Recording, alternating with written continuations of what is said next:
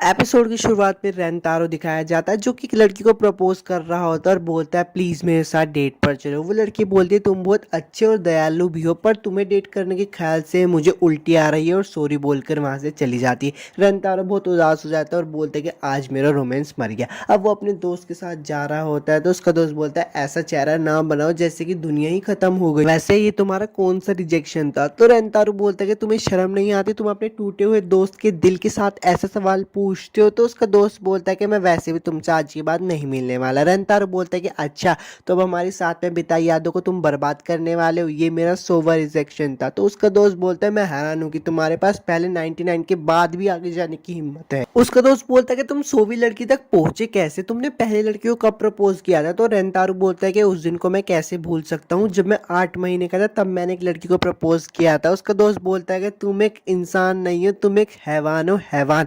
वैसे लड़की तुम्हें रिजेक्ट कैसे कर देती है, तुम तो अच्छे दिखते हो और तुम स्मार्ट भी हो, फिर क्या प्रॉब्लम है तुम में यार। रेंतारो बोलता है कि मक्खन क्यों लगा रहा है, मेरा दीवाना हो गया है क्या। तो उसका दोस्त बोलता है कि अच्छा ठीक है अगर तुम हाई स्कूल में भी रिजेक्ट हो जाओ तो मरना मत, बाद में मिलते। तो रेंतारो बोलता है क्या तुम मेरी जिंदगी के बारे में कुछ अच्छा नहीं सोच सकते मेरे अच्छे फ्रेंड फ्रेंड ए। रेंतारो मंदिर जाता है और बोलता है कि प्लीज सभी भगवान और देवी देवताओं मेरी सेटिंग करवा दीजिए, मुझे गर्लफ्रेंड चाहिए जिसके साथ मैं अपनी हाई स्कूल की जिंदगी आराम से जीत सकूं। तब उसे कब आ जाती है चिंता मत करो बच्चे। वो देखता है कि उसका सर एक डोनेशन बॉक्स से निकल रहा होता है। रेंतारो चिल्लाकर बोलता है कि एक डोनेशन बॉक्स चुराने वाला चोर। वो भगवान बोलता है कि क्या तुम पागल हो, तुमने देखा नहीं मैंने कितनी अच्छी एंट्री मारी है, मैं इस श्राइन का भगवान हूँ। तो रेंतारो बोलते कि ऐसे भगवान कौन एंट्री मारते हैं। वो भगवान बोलते कि चिंता मत कर बालक, मुझे पता है तेरी गर्लफ्रेंड तुझे हाई स्कूल में मिल जाएगी। रेंतारो बोलता है कि अच्छा मैं समझ गया। वो भगवान बोलते कि वो इंसान जिसे तुम्हारे जन्म के वक्त तुम्हारे लिए चुना गया था वो ही तुम्हारा रोमांटिक पार्टनर होता है। जब तुम किसी लड़की को देखते हो और तुम्हें एक झटका लगता है तो समझ जाओ कि एक पहली नजर का प्यार है। पर इसमें भी एक प्रॉब्लम होती है, लड़कियों को पहले ही समझ आ जाता है कि उन्हें पहली नजर में प्यार हो चुका है,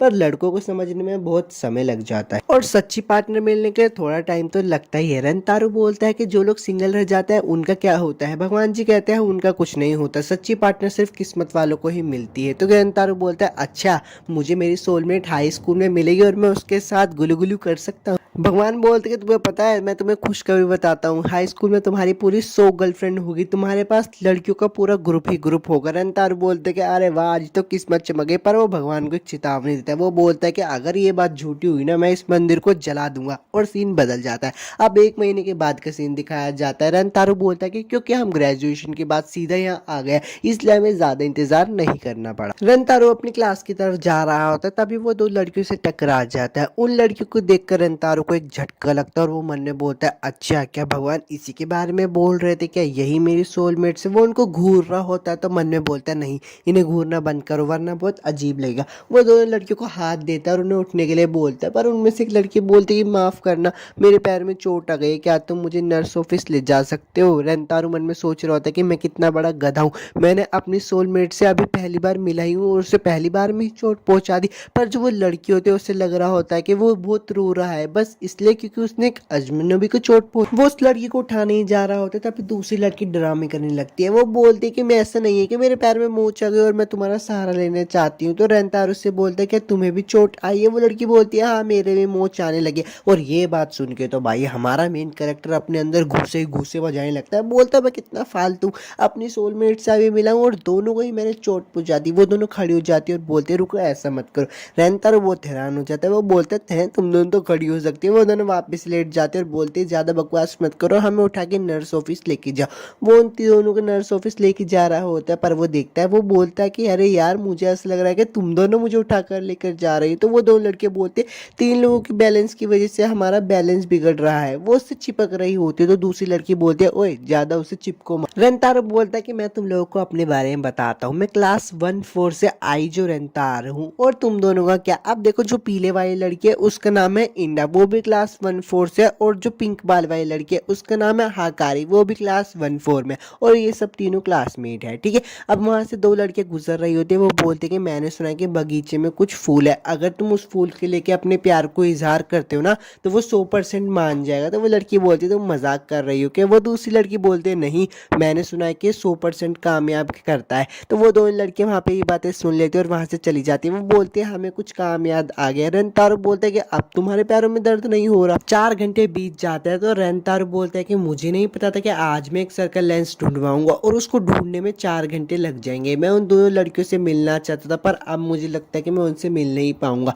वो नीचे झुककर देखता है और उसे पता चलता है कि वो दोनों लड़कियां उस फूल को ढूंढने के लिए लग रही होती है। वो मन में बोलता है कि क्या वो स्कूल के बाद से 4 घंटे से उस फ्लावर को ढूंढ रही है। रंतारो बोलता है कि मुझे यहाँ पे बस खड़े होके नहीं देखना चाहिए, मुझे भी उनकी मदद करनी चाहिए। वो नीचे जाता है और इंदासान को जाकर बोलता है कि आप थक गई होगी, ये ड्रिंक ले लीजिए, इतनी देर से आप फ्लावर को ढूंढ रही है। तो इंदासान बोलते है कि तुम्हें किसने बोला मैं फ्लावर ढूंढ रही हूँ, मेरे तो कुछ गिर गया था, मैं तो उसे ही ढूंढ रही हूँ। रंतारो बोलता है कि कोई बात नहीं, अब बहुत ज़्यादा देर हो चुकी है, अब तुम्हें अपने घर पे चले जाना चाहिए। इंडा बोलते हैं कि अच्छा ठीक है। वो उससे शुक्रिया बोलकर वहाँ से चली जाती। तभी वहाँ पे हकारी भी आ जाती है और बोलती है रंतारो सन आप यहाँ पे क्या कर रहे हो? रंतारो बोलता है कि मैंने तुम्हें देखा कि तुम 4 घंटे से उस फूल को ढूंढ रही हो, इसलिए मैंने सोचा कि मैं तुम्हारे लिए कुछ ड्रिंक्स लेकर आ। हकारी बोलते है शुक्रिया पर मैं इतनी बड़ी कोक नहीं पी पाऊंगी, क्यों ना आप इसको मेरे लिए थोड़ा सा पी लो। और मन में सोच रहे होते कि एक अच्छा आइडिया है, हम दोनों की एक इनडायरेक्ट किस हो जाएगी। तो रंतारो बोलता है मुझे पता ही था तुम इतनी बड़ी कोक नहीं पी पाओगी, इसलिए मैं तुम्हारे लिए छोटी कोक लेके आया। हकारी सान बोलती कि आप मेरी बात समझे नहीं हो, इस कोक में भी थोड़ी बहुत बच जाएगी और एक्स्ट्रा मैं पी नहीं पाऊंगी। तो रंतारो बोलता है अच्छा ठीक है मैं पी ही लेता हूँ, और वह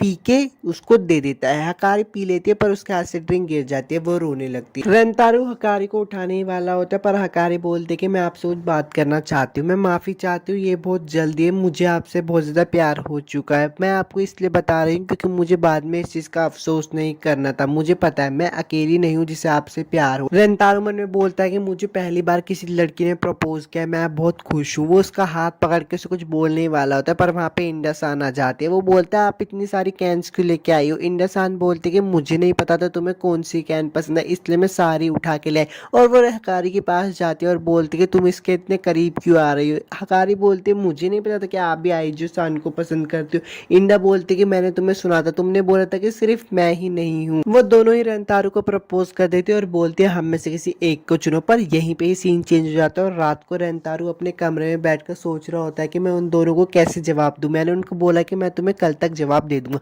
वो उस भगवान के पास जाता है और उससे पूछता है कि मैं क्या करूं, मैं 2 सोलमेट्स मुझे मिली है, जब किसी को एक सोलमेट मिलती है तो क्या होता है? भगवान उससे बोलते हैं कि आमतौर पर एक इंसान को एक ही सोलमेट मिलती है। रंतारो बोलते हैं कि पर तुम्हारे हाथ से में इसमें अलग बात है, क्योंकि जब तुम्हारा जन्म होने वाला था उस दिन मेरे साथ कुछ खास चीज हुई थी। रंतारो बोलते हैं कि क्या हुई थी मुझे बताओ। भगवान उसे बताते कि जब तुम्हारा जन्म होने वाला था उस दिन मेरा मैच चल रहा था, मैं उस मैच को देख ही रहा था और जोश जोश में मैंने गलती से तुम्हारी 100 गर्लफ्रेंड लिख दी। रंतारो बहुत गुस्सा होता है, बोलता है तुम भगवान और तुम टीवी देख रहे हो, तुमने मेरी जिंदगी के साथ ये क्या सब कर दिया। अगर मेरे पास सिर्फ एक ही गर्लफ्रेंड होती तो मैं बिना चिंता के खुशी से रह सकता था। भगवान बोलते हैं इससे भी बुरी चीजें हो सकती है, मैं तुम्हें रोकना तो नहीं चाहता, लेकिन जब एक दूसरे से सोलमेट मिलता है तो वो एक दूसरे से प्यार करते हैं और साथ लेते हैं, लेकिन जिन्हें ये चीजें नहीं मिलती उनके साथ बहुत बुरा होता है। सोलमेट मिलना एक वरदान है। तो रंतारो बोलता है कि अच्छा अगर मैं एक के साथ डेट पे गया तो दूसरे के साथ कुछ भी हो सकता है? भगवान कहते हैं हाँ